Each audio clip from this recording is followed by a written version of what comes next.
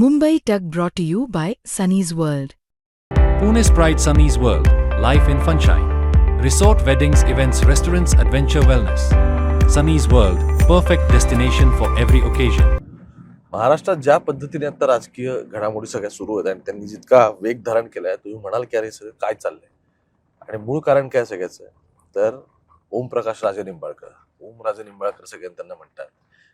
त्यांच्या ते काय निर्णय घेणार वगैरे हे जे काय सगळं चाललंय, याच्यामध्ये 2 फोन कॉल्स फार महत्वाचे आहेत काल रात्रीचे. आणि ते यासाठी की काल ज्यावेळी मी त्यांच्या घराच्या इथे रात्री मला इनपुट्स मिळाले सगळ्याबाबत की मुंबईवरून 2 आमदार भेटायला येतात, मातोश्रीवरून निघालेले. तेव्हा मी इथे गेलो आणि त्यानंतर त्या 2 आमदारांसोबतही माझी नंतर बोलणं झालं. आणि आणखी महत्वाचं काय, इतक्या स्पीडने घडामोडी घडतायत. एकीकडे एकनाथ शिंदेच्या याच्यातून, दुसरीकडे उद्धव ठाकरेंच्या गोटातून. त्यामुळे म्हटलं की इनसाइड स्टोरी या सगळ्याची काल रात्रीची काय हे तुमच्यापर्यंत पोहोचवली पाहिजे. आणि ती या बेसिसवर पोहोचवावी लागणार आहे की आत्ता जेव्हा ओमराजे मीडियाशी बोललेत काही वेळापूर्वी, म्हणजे तुम्ही आज म्हणत असाल मी गाडीत का व्हिडिओ रेकॉर्ड करतोय, तर मी त्यांना आता, मी पण धाराशिवच्याच वाटेने निघालोय आणि फॉलोईंग हिम. आणि थोड्याच वेळात आम्ही सगळी मंडळी पोहोचू धाराशिवला. त्यामुळे तोपर्यंत म्हटलं तुम्हाला इनसाइड स्टोरी यातली सगळ्यांची सांगावी. नमस्कार, मी ओमकार, तुमचं सगळ्यांचं मुंबई तक मध्ये एकदा स्वागत करतो. रात्री 12:15ची साधारण वेळ होती. 2 व्हाईट इनोव्हा ज्या बाणेरमध्ये एंटर झाल्या आणि तिथून पुढे ओमराजेंच्या जो बंधू तिथे राहतात त्या बिल्डिंगमध्ये घुसल्या. आतमध्ये गेल्यानंतर त्यांच्या मागोमाग मी तिथे गेलो आणि मला इनपुट होतं की कोणतरी येणार आहे. आणि गाडीतून उतरल्यानंतर बघितलं की अरे वरुण सरदेसाई पोहोचलेले आहेत. वरुण सरदेसाई मातोश्रीवरून निरोप घेऊन तिथे पोहोचलेले होते. आणि त्यांच्यासोबत अर्थात ओमराजेंचे एकदम जिवलग मित्र ते म्हणजे कैलास पाटील, कळंबचे आमदार. कळंब असा मतदारसंघ आहे की ज्याच्या आधी राणा जगजित यांनी पण तिथून निवडणूक लढवली आहे. नंतरच्या काळात परत मग इथे कैलास पाटलांना मिळालं वगैरे. आता आत्ताच्या घडला अशा स्टेजवर हे सगळ्या गोष्टी येऊन पोहोचलेल्या आहेत की एकमेकांना समांतर चालणाऱ्या घटना घडतात. मी काल तुम्हाला सांगितलं होतं की ज्या पद्धतीने जो निकाल या सगळ्यामध्ये पवनराजे निंबाळकरांच्या याच्यामध्ये आला, त्यानंतर क्लिअर झालं होतं की आता ओमराजे काय निर्णय घेत आहेत याच्याबद्दल काही प्रश्न वाढलेले होते. पण मूळ मुद्दा काय झाला आहे सगळ्यातून की काल जेव्हा हे सगळे गेले, जवळपास 1.5 तास वरती बैठक चालली. बैठकीत 2 गोष्टी घडल्या. एक म्हणजे तिथून मातोश्रीवरती फोन लावून देण्यात आला आणि उद्धव ठाकरेंचं आणि ओम निंबाळकरांचं यांचं बोलणं करून देण्यात आलं. आता बघा शिंदेची टीम किती या सगळ्यामध्ये स्मार्ट आहे. पुण्यात शिंदेचे काही कार्यकर्ते हे ओमराजेंच्या त्या बिल्डिंगच्या बाहेरच रात्रभरासाठी ठेवलेले होते. असे पोलीस बंदोबस्ताला होते, कारण आता Y+ सिक्युरिटी दिली, त्यामुळे आता कॉन्वॉय वगैरे एकदम मोठा आहे सगळं. त्यामुळे झालंय असं की काही कार्यकर्ते इथे बसून होते. जसे एंटर झालो मी पण तिथे, तसं त्यांना चाहूल लागली. आणि त्यानंतर एकनाथ शिंदेचे पुण्यातले जे पदाधिकारी किरण साळे ते लगेच पुढची फॉर्च्युनर घेऊन तिथे पोहोचले. आता किरण साळे तिथे पोहोचल्यानंतर त्यांना कळलं की कोण गेल्यावरती काय नाही ते. त्यांनी फोन लावला लगेच तिकडे नंदनवनला. आणि त्यांनी फोन लावल्यानंतर जेव्हा वर मिटिंग चालू होती, बरं मला हेही कळलं की हे दोघं वरती पण जाऊन आले. म्हणजे हे किरण साहेब शिंदेची माणसं वरही गेली, पण आतमध्ये मिटिंग चालू होती त्यामुळे दरवाजा काही तिथे उघडण्यात नाही आला. आता ते खाली आले, पण त्यांनी इनपुट्स मात्र एकदम वेळेत वरती पोहोचवले. त्यानंतर रात्री परत एकदा एकनाथ शिंदेचा सुद्धा ओमराजेंना फोन आला.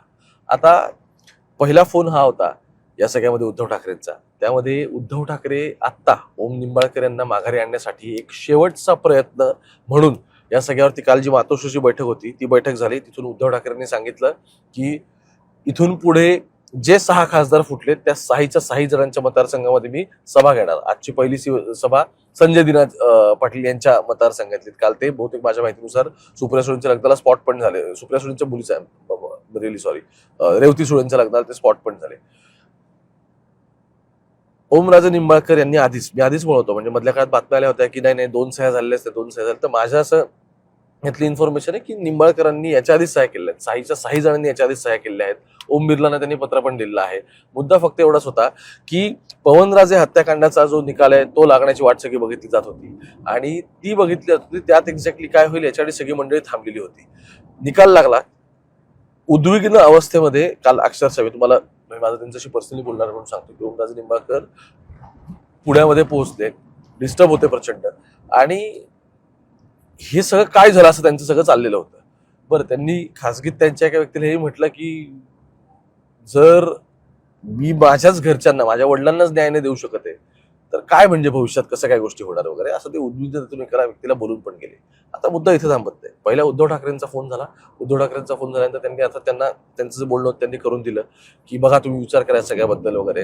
तर त्यांनी ओमराजेंनी सांगितलं की आता वडिलांच्या मृत्यूमुळे इतका मोठा माझ्यावरती आणि माझ्या कुटुंबावरती मानसिक आघात झालाय की तो आघात आम्ही अजून झेलू शकलेला नाहीये आणि त्याच्यामुळे मला उद्याचा एक दिवस द्या. मी माझ्या कार्यकर्त्यांशी पण जाऊन मतदारसंघात बोलतो. आता ही गाडी आपली तिथे मतदारसंघाच्या दिशेनेच निघाली आहे. गोवर्धनवाडीमध्ये थोड्या वेळाने ते बोलणार असं सांगितलंय. मुद्दा असा आहे सगळ्यामध्ये की उद्धव ठाकरेंचा फोन झाल्यानंतर परत एकदा एकनाथ शिंदेचा फोन आलेला होता, कारण शिंदेच्या माणसांना टीप लागली होती की मातोश्रीवरून कोण ना कोणतरी तिथे पोहोचतोय. आता या दोन आमदारांची बैठक झाल्यानंतर हे 1.5 तासाने साधारण दोघेही जण निघाले. तिथून निघून वरुण सरदेसाहेब माझ्या माहितीनुसार मुंबईला गेले. कैलास पाटील पुण्यात थांबले. म्हणजे उद्यापासून अधिवेशन, तर आज तेही परत माघारी मुंबईलाच जातील.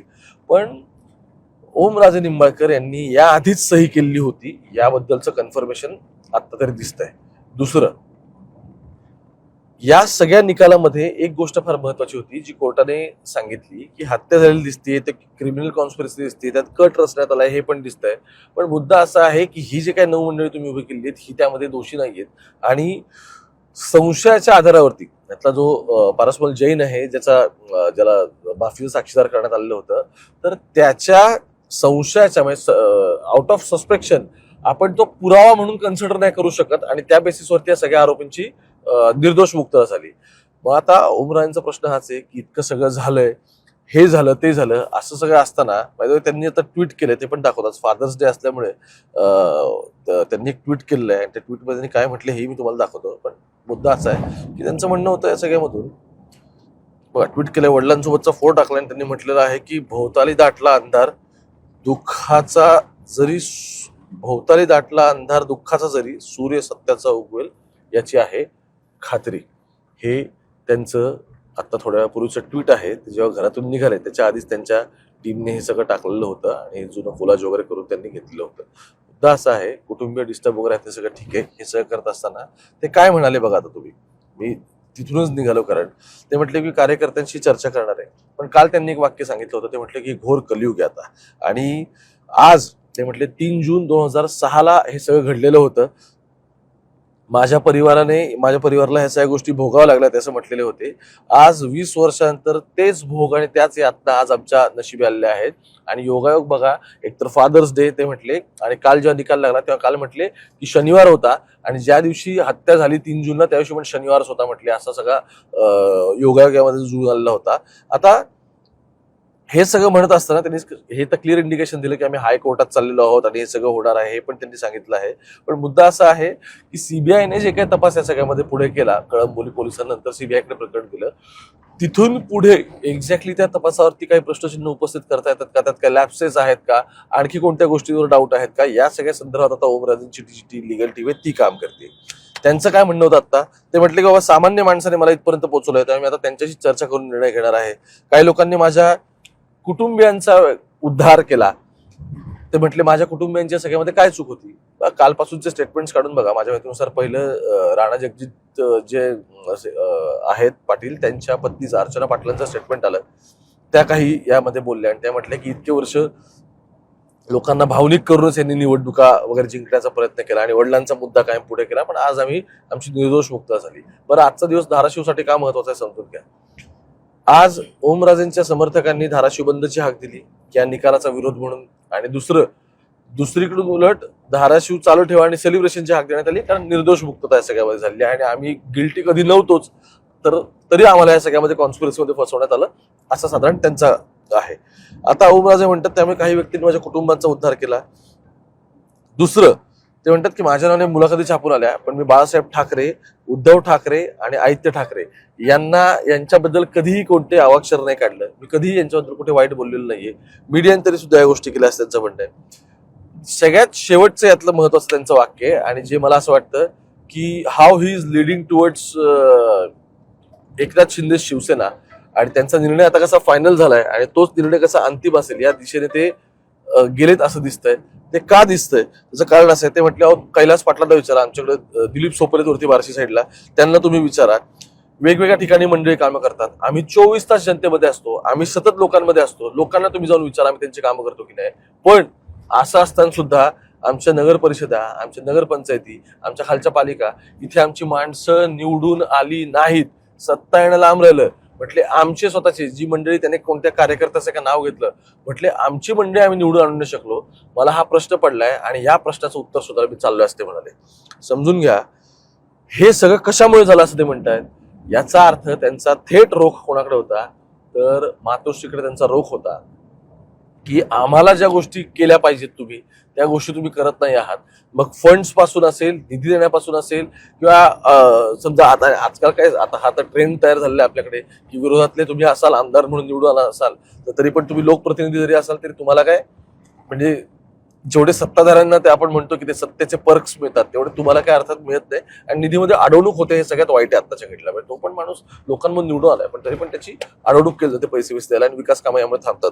त्यामुळे त्यांनी असं म्हटलं की आमचे उमेदवार आम्ही निवडून नाही आणू शकलो. हे सगळं कशामुळे झालं या प्रश्नाचं उत्तर शोधायला माझ्या मतदारसंघात चाललोय. आणि आमची सगळ्यामध्ये हेटाळणी झाली का असा प्रश्न आम्हाला वारंवार पडतोय.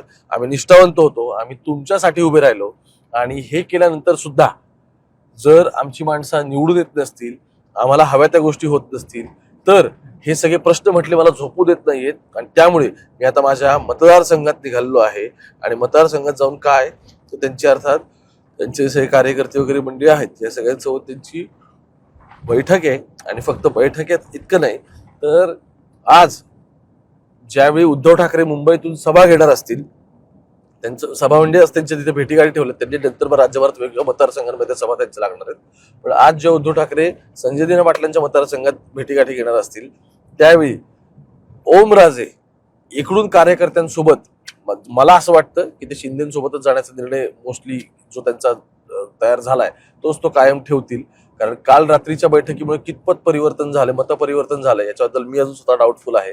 कारण काही महत्वाच्या लोकांची फोनाफोन या सगळ्यामध्ये होती. भेटीगाठी जरी झाली असेल तरी सुद्धा मुद्दा असा आहे की 9तले 6 काही करून पाहिजेत, त्यातला एक जरी वर खाली झाला तरी 2/3 मेजॉरिटीला गडबडे. आणि मग हे सगळं पुढे प्रकरण फसतंय कुठे, त्या अँटी डिफेक्शनच्या चौकटीमध्ये.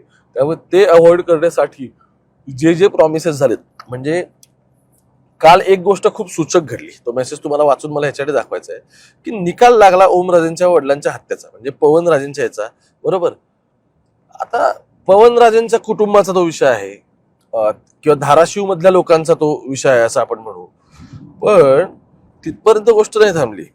ते झाल्या एकनाथ शिंदेच्या PR टीमकडून मेसेज आला, सगळ्या मीडियामध्ये सर्क्युलेट झाला. तो मेसेज मी तुम्हाला वाचून दाखवतो. दुपारी 1:39 म्हणजे ज्यावेळी अमित शहा कोल्हापूरमध्ये होते, ज्यावेळी सगळी मंडळी, महाराष्ट्राचे मुख्यमंत्री देवेंद्र फडणवीस असतील, उपमुख्यमंत्री सुनेत्रा पवार असतील, ही सगळी मंडळी तिथे उपस्थित होती. कार्यक्रम संपायच्या आधी बघा तुम्ही, एकनाथ शिंदेना त्यांच्या माणसाने फोन आणून दिला आणि शिंदे तिथून तडक उठल्याने फोनवर बोलत गेले.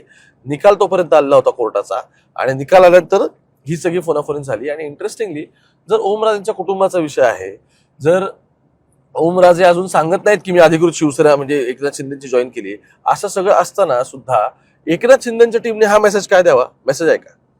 पवनराजे निंबाळकर हत्या प्रकरण, त्यांच्या PROचा मेसेज आहे. पवनराजे निंबाळकर हत्या प्रकरणातील आरोपींना निर्दोष मुक्त करण्याच्या निर्णयाविरोधात CBI वरिष्ठ न्यायालयात दाद मागणार. CBI comes under central home ministry, Amit Shah, समजून घ्या. आणि मग परत एकनाथ शिंदेचं खाली कनेक्शन. पवनराजे निंबाळकर हत्या प्रकरणातील आरोपींना निर्दोष मुक्तता करण्याच्या निर्णयाविरोधात CBI ही वरिष्ठ न्यायालयात दाद मागणार. हे कोण सांगते? हे CBI नाही, हे आधी एकनाथ शिंदे सांगतात, समजून घ्या. पवनराजे निंबाळकर हत्या प्रकरणातील विशेष न्यायालयाने दिलेल्या निर्दोष मुक्तीच्या निकालाविरोधात केंद्रीय अन्वेषण ब्युरो वरिष्ठ न्यायालयात परत एकदा अपील करणार आहे. या निकालानंतर राज्याचे मुख्यमंत्री देवेंद्र फडणवीस, उपमुख्यमंत्री एकनाथ शिंदे यांनी केंद्रीय मंत्री गृहमंत्री अमित शहा यांच्याशी प्रत्यक्ष चर्चा केली. आणि या चर्चेनंतर अमित शहा यांनी CBIला निकालाविरोधात वरिष्ठ न्यायालयात दाद मागण्याचे स्पष्ट निर्देश दिले आहेत. तर इंटरेस्टिंग, किती इंटरेस्टिंग आहे हे सगळं. वरती अपील कोण करणार आहे? CBIचं एकही अधिकृत याबद्दलचं पत्र नाही, स्टेटमेंट नाही, काहीच नाही. CBI comes under central home minister Amit Shah. Amit शहाच्या गृह खात्याकडून पण एकही पत्र नाही, अधिकृत कोणतेही कम्युनिकेशन नाही, माध्यमांना नाही सांगण्यात आलं की आम्ही असं करतोय, हा निकाल लागलाय, करतोय. सांगते कोण? सांगताय उपमुख्यमंत्री एकनाथ शिंदे आणि तेही मुख्यमंत्र्यांच्या नावासहित मेसेज पाठवून सांगतात की आमच्या दोघांचं बोलणं आलं दिल्लीमध्ये आणि त्यानुसार अमित भाईंनी या सगळ्यामध्ये निर्देश दिले आहेत. असं सगळं ही चेन कम्प्लीट करू त्यातले एक एक एक एक एक डॉट जोडले ना की आणखी एक कळेल. ऑपरेशन टायगर 3 महिन्यापूर्वी होणार होतं. ते 3 महिन्यापूर्वी होण्याला मातोश्री नाही, सत्तेतल्या नक्की कोणत्या व्यक्तीने या सगळ्याला विरोध केला आणि दिल्लीपर्यंत हे सगळं प्रकरण गेलं आणि त्यानंतर कसं सुटलं हे येणाऱ्या काळात आपण समजून घेऊ. आता इथेच थांबतो. थोड्या वेळात धाराशिवमध्ये पोहोचतोय. दिवसभरात तिथेच असणार आहे. ओमराजेंच्या संबंधात, इथल्या शिवसैनिकांच्या संबंधात सगळ्या स्टोरीज करायच्या आहेत. काल रात्रीपासूनचे सगळा फोन कॉलचा सिलसिला आहे ना, हा सगळा असा गेलाय. मुंबई तक पाहत राहा. कॅमेरा पर्सन गोपाळ सोबत ओंकार, आता सोलापूर हायवेला.